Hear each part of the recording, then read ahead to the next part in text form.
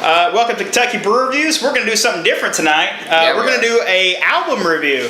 We have Metallica's Hardwired to Self-Destruct. I've got the album right here. This is the special edition that comes with the bonus tracks. 3 discs. Yeah, it's 3 discs long. The normal album is actually only 2. It's actually 2 discs, which is still really long. Yeah. It's got like 75 minutes, something like that, before the bonus disc. If you add the bonus disc, it's something stupid. Yeah. We're going to be drinking a beer while we're going to be reviewing this album. This was sent to us by Joe Sticks over at Kentucky Swagger. This is his black IPA. I figured it would be appropriate for a metal album. It makes perfect sense. We have to get the blackest of the black. So, starting out, Mingo, what was your first impression of the album? Well, I'm going to take you from the very beginning. I heard Hardwired to Self-Destruct on the... Or actually... Yeah, it popped up on my Spotify when it first released as a single. I was like, this is going to be interesting. First Metallica album that's come out since I was like in 8th grade.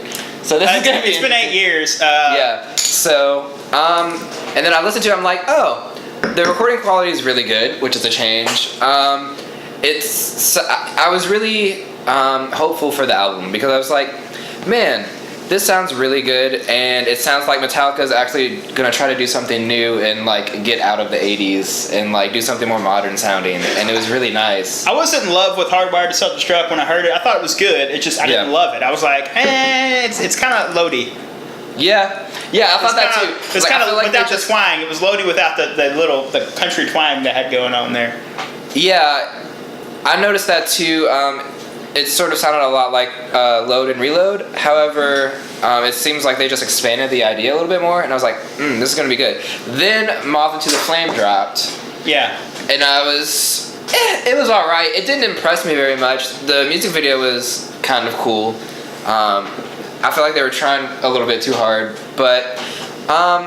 and then I was just waiting. I didn't really listen to any more of the songs that dropped until the actual album dropped, and then I listened to it the day it dropped, and I have to say there are some pretty decent songs on here. I agree. The album itself, like, I got it a day early, so it was supposed to release on November 18th. I got it the 17th, which is amazing. I've already listened to it I've listened to it all the way through, including the bonus disc, about, I'd say 6 times, so I have a good feel for the album. Mm-hmm.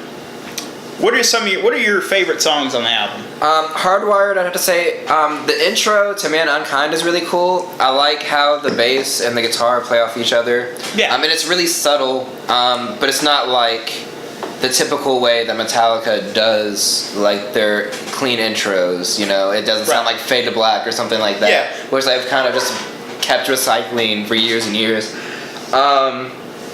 Let's see. Here Comes Revenge was another one that I liked. Yeah, that's alright. When a Blind Man Cries. When a Blind Man Cries, that was on the bonus album. It's not actually on the album. There was 3 additional non-live tracks on the bonus album. Mm-hmm. And when a Blind Man Cries, which is a cover of a Deep Purple song, out of all things. And it was really, the vocals are really good on it. The solo is bitchin'. The solo is amazing on it. Metallica's always done really good covers. And I didn't know it was a cover until after I looked it up. And it was on a tribute album to Deep Purple. Mm-hmm. They do a lot of tribute albums because they did a few songs on a Dio tribute album as well, which I think some songs were on this.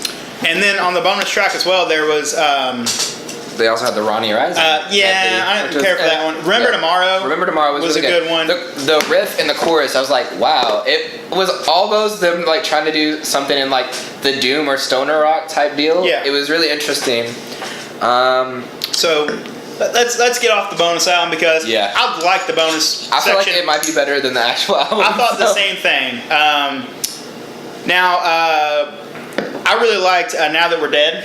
I like that song a lot. That was a pretty good song. Spit Out the Bone. Spit Out the Bone is a really good song.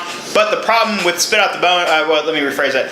The video was, I didn't like the video for Spit Out the Bone. Man Unkind had a pretty cool video. Yeah. They did a video for almost every song on the album, which is pretty cool. And it was weird because they were dropping videos like a day and a half before the album even came out. I think they almost dropped almost every song on the album except the bonus. I think they did. They would do it in like 2-hour increments because like I refreshed my feed on YouTube. It's like, oh look, Metallica just uploaded like 5 new videos. All right, so now we talked about our favorite songs. Let's go ahead and talk about some of the pluses and then some of the negatives. some of the pluses, the recording quality was excellent. Agreed. Yeah. You actually can hear the bass for once, so that's interesting. Yeah. Sort of.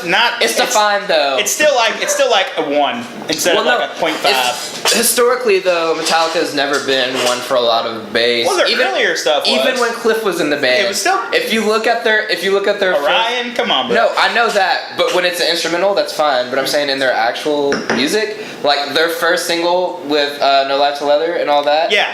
If you look at the sleeve of the single, it literally was like recommended EQ settings, just like turn the bass all the way down on your stereo. And that's kind of how Metallica's always been. Yeah, because they want to hear the guitar more than anything. That's one of my problems with Robert. He's such a good bass player, and his talents are wasted. Show it. Yeah, his talents are wasted in Metallica. Let me start. I'm a huge Metallica fan. They're one of my favorite bands of all time. But his talents are wasted in Metallica. Yeah, like they don't do a lot with bass. Jason Newsted was fine. He was just okay, and that's all they needed for a bass player. Yeah. But Robert, Cliff was just too much. Cliff was really good, but he died obviously. Yeah. But, and then you got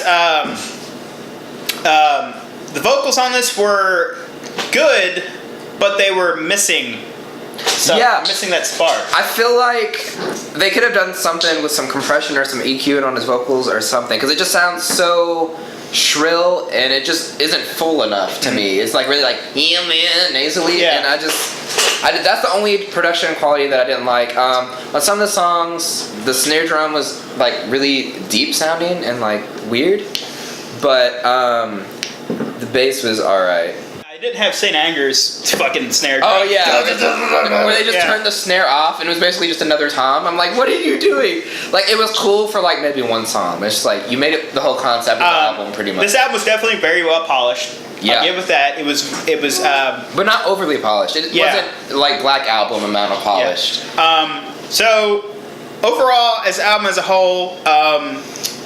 Obviously, Metallica's got some great albums. Like this is not going to be anywhere near Ride the Lightning, Master of Puppets, Kill 'Em All, and Justice for All.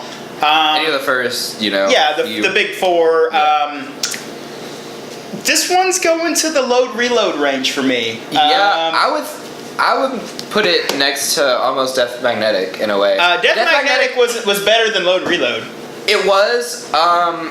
The only thing was the recording quality, again, really sucked. I like the recording quality better in Load and Reload than in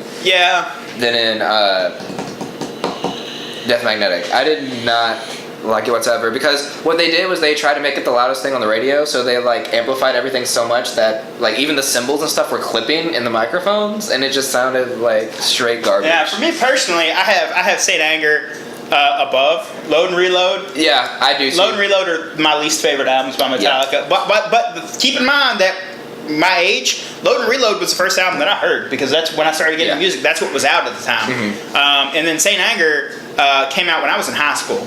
So and I wouldn't see them like that. This is St. Anger came out like 2003. I was in high school when that album came out. And for me, like. The only one that I remember even being big was, Death Magnetic, and like everybody just kind of was like, oh, that's cool. Push it off to the side.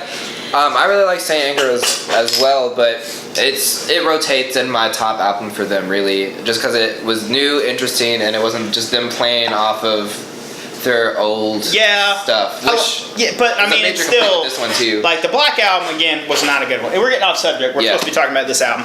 Overall, we're gonna rate this like our normal rating system. 10 being amazing, 1 being unlistenable, 5 being it's not good, it's not bad. Right. So Mingo, what are you gonna give Hardwired to Self-Destruct? It's slightly above average. It's listenable, definitely. Is it worth a listen? It's worth a listen. Yeah, I would say so. Just to listen to it, it would be good background music. I don't know if I would just want to sit and intensively listen to it. Now, if I'm driving down the road and I just want to like speed, yes, this is what I want to listen to. But it's this album's also a lot slower than some of the other. It's slower than Death Magnetic too. That's true. There was a lot of weird tempo things going on. But it doesn't have Unforgiven 4. I was seriously concerned that they were gonna have Unforgiven 4. So was I. Like, if you do this, well, they did one where they like referenced 1 though, didn't they? They like Murder 1 and then Am I Savage, which was clearly a play off of Am I Evil? Yeah. So I don't know, and that's another big problem that I have with this album was they just recycled so much stuff. But I think I would give it a 6.5. That's fair. It was very underwhelming. You had 7, 8 years to come up with the album. This is the best you gave us. I don't know. Now the album as a whole, that's not counting the bonus. Yeah. I'm gonna give it a 7. Yeah. I think it's good. It's not great. Mm-hmm. It's not amazing. It's good. It's a good effort for them. They're getting older. They're aging. They're still kind of keeping their sound. Album is really well polished. Lars's drums are amazing. Kirk and James's guitar playing was good. Robert's, I guess his bass was good. You didn't hear it hardly. Yeah, it was there. Unless it was just a pronounced. He did backup vocals on it too. He did. His backup vocals were phenomenal. I was surprised. Yeah, he was. Because I'd heard him sing in live stuff obviously before, but I don't know. Did he do backup vocals in Death Magnetic? I don't even remember. I can't remember. Because I know he didn't even play in Saint Anger at all. Like technically, he was on the band for Saint Anger. Yeah, but they had their who was it? Dude Rock, whatever, is the producer. Yeah. Just played all the bass track. It wasn't Bob Rock. It was Bob Rock, I'm pretty sure. Somebody let us know in a comment. Well, anyway, if you like this and you want to see us do another album review, give us a thumbs up. If this gets to 25 likes, we will do another album review, Fans Choice. That's Fans Choice. We'll do another album review. Just like I said, give us a thumbs up. We'll do, if we make it 25, we'll do another one. Thanks to Joe Six for this black IPA. It's amazing. It is very delicious. It is amazing. Mm-hmm. And that's our episode. Thanks for watching.